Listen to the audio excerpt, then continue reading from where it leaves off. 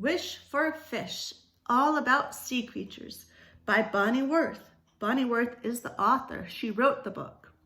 Illustrated by Aristide Ruiz. Aristide is the artist. He drew all the pictures. And this is the spine. Be very careful and don't break the spine.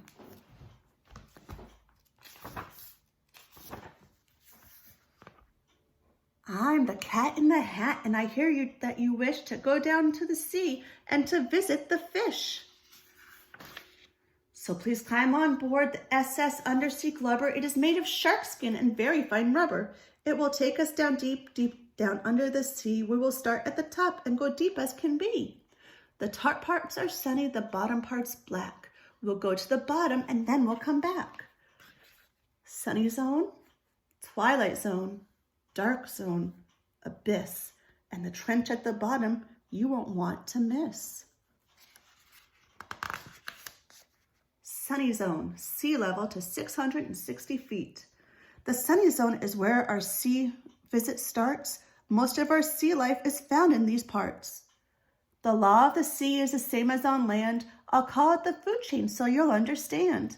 Big fish eat smaller fish and so on until you get down to one of the tiniest, the krill. Can you think of a movie that we've seen that have krill in it?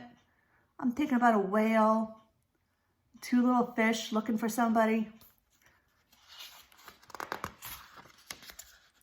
If you're wishing for fish, there are lots of them here. I see herring and mackerel swimming quite near.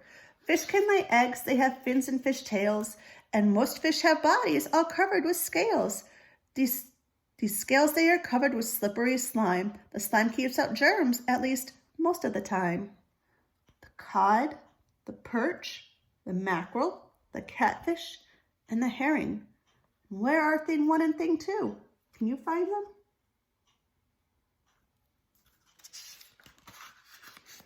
Fish open their mouths and they let water in. That's when the gills job really starts to kick in. Gills sift through the water and pull out the air, oxygen really. They help the fish find all the air that is there. The jellyfish is the most interesting fella. He looks kind of like a transparent umbrella. Stay away from his tentacles, those long stringy things. They stun prey by giving off hundreds of stings. There are lots of different jellyfish. Have you seen jellyfish at the aquarium or at the beach when you go? Of the hundreds of kinds of sharks in the sea, we only have time now to visit with 3. The 6-inch long dogfish, but it never barks. The 50-foot whale shark, the Mack truck of sharks. And what do we have here? It's called the great white for its white belly, great teeth, and a great big deep bite. A shark grows its teeth in neat rows in its face. When the front row wears out, the next row takes its place. Shark bodies are made of the same kind of stuff as your ears and your nose. That's what makes them so tough. Can you find your ears and your nose? The stuff is called cartilage, and it folds and it bends. And when it is torn, the cartilage mends. What else can we see in this nice sunny water? Oh, see the manatee and her calf daughter? Manatees are mammals like you and like me. They have lungs and give milk to their babies, you see. Another sea mammal we'll see is the whale. It's the largest of mammals you'll see without fail. The great whale family is split into 2. Toothed whales, like the orca, and baleen, like the blue. Baleen fills the blue whale's mouth like a grill. As water flows through it, it strains out the krill. This whale reminds me of a whale that helped Dory and Nemo. The blue whale weighs tons, maybe 90 or more. It's bigger than even a big dinosaur. These toothed whales are orcas, and a few can defeat them. They like to hunt seals and to catch them and eat them. There are 3 orcas. 1, 2, 3. The narwhal's one tusk sticks out like a horn. It looks so much like a one-horned unicorn. All whales hold their breath when they dive down below, and when they come up, let it out with a blow. Before we go deeper, let's all wave hello to our mammal pals, dolphins. That's them down below. A dolphin can see in the night. Wonder why? Echolocation. It works like an eye. It sends out a click and the click bounces back, and the sound of that click helps the dolphin keep track of where it is going and which fish is where and whether some foe like a shark might be there. Shake hands with the octopus. Isn't it great? With arm after arm just for hugging. Yikes, 8. Dear Dick and Sweet Sally, tell me, what would you think if I told you that the octopus shoots out a dark ink? It squirts out the ink in some enemy's face and then swims away to a much safer place.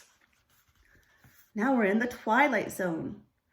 Of all the fights that are fought in the sea, there's one that is biggest if you're asking me. Do I hear you asking? I'm so glad you did. It's sperm whale versus giant squid.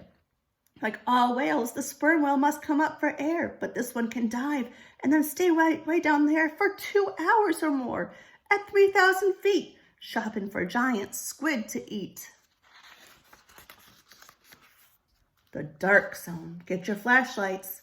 It's dark way down here, and the fish are beginning to look very queer. The gigantura and the big-mouthed eel. The whip nose, which comes with its very own rod and reel. Down here it is always as black as the night, so many fish here have their very own light. They use it to locate a mate or some prey. Food hunting is hard for like this, day after day.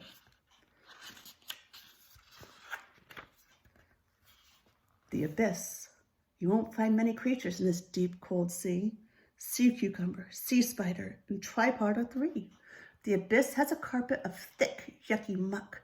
Animals have legs, so they will not get stuck. The trench. Before we go up, it really is a must that you visit the vents, which are cracks in the Earth's crust. It is up through these vents that the hot water spout and warm up these clams and these worms hereabout.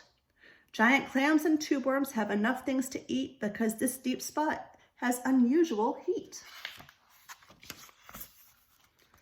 Oh, say, can you see by my undersea clock? It's time for the fair Glubber to get back to the dock. And now that our trip below sea is all done, I will bet that you two have a wish for some sun. The end.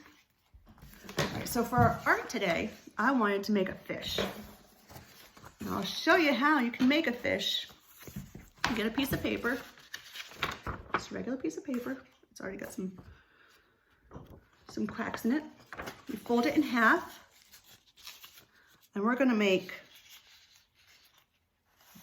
big bubble and part of a triangle. So you can color the whole paper first if you want, but when you're all done, you're gonna have someone come and help cut you the fish. If you don't have that paper, pretty sure you might have some extra magazines around your house. You can fold it in half just like that.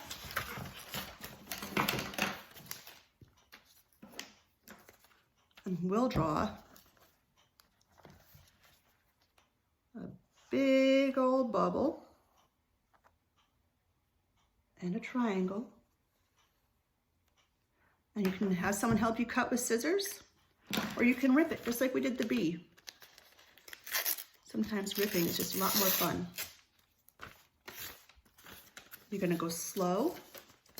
You're gonna go across your lines.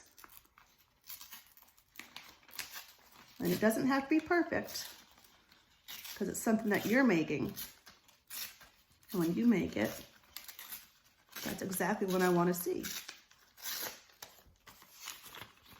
Then you just ripped out your own fish.